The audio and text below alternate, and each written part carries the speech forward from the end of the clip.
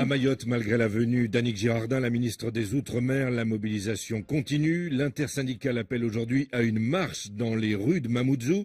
C'est la 4e semaine de contestation contre l'insécurité dans ce département français de l'océan Indien.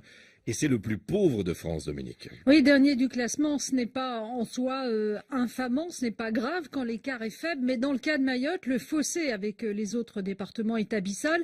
Le produit intérieur brut par habitant est 4 fois inférieur à celui de la moyenne française nationale et 3 fois moindre que celui de la Réunion, l'autre département français de l'océan Indien, à environ 1700 km à vol d'oiseau.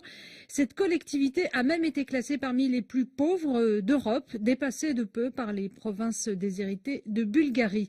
Le chômage touche un Comorien sur 4. Un département déshérité. Un Mahorais, pardon, excusez-moi. Un Mahorais sur 4. Un département déshérité qui attire pourtant beaucoup d'étrangers qui arrivent illégalement sur l'île. Oui, car à l'échelle de la région, eh bien, Mayotte apparaît comme un îlot de prospérité. L'archipel des Comores, justement, auquel Mayotte est rattachée géographiquement, culturellement, fait partie des 20 pays les plus pauvres au monde. 10 fois plus pauvre que Mayotte en termes de PIB par habitant. Un petit boulot sur place, c'est déjà le début de la fortune pour les milliers de jeunes Comoriens qui viennent tenter leur chance sur cette île voisine. En un jour, un jeune Comorien gagne à Mayotte ce qu'il mettrait 2 mois à gagner dans son pays, soit un salaire de 70 € pour une journée de travail non déclarée, d'où l'afflux massif des migrants.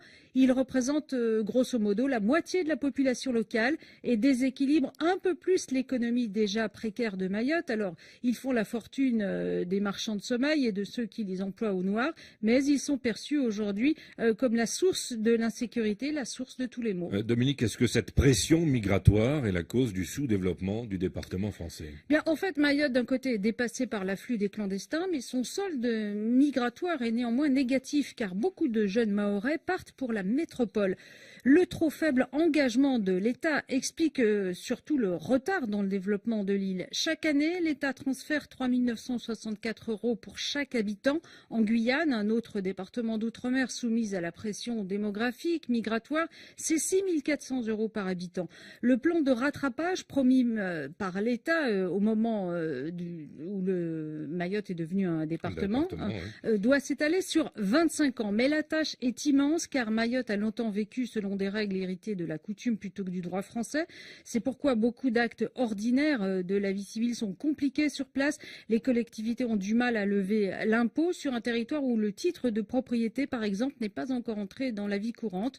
Aujourd'hui, les élus mahorais estiment qu'ils ont besoin de 1,8 milliard d'euros d'investissement pour sortir leur île du sous-développement. Et quelles sont les ressources de l'économie locale? Alors Mayotte a un potentiel maritime encore peu exploité jusqu'à maintenant, un superbe lagon à valoriser avec le tourisme et une zone économique exclusive qui lui permet de développer la pêche sur un espace de 72 000 km². Mais pour le moment, ce secteur de la pêche ne représente que 2% des entreprises de l'île. Quant au port de Longoni, dont la gestion par un opérateur privé a été critiquée par la Cour des comptes récemment, eh bien, il sert essentiellement pour le moment à desservir Anjouan.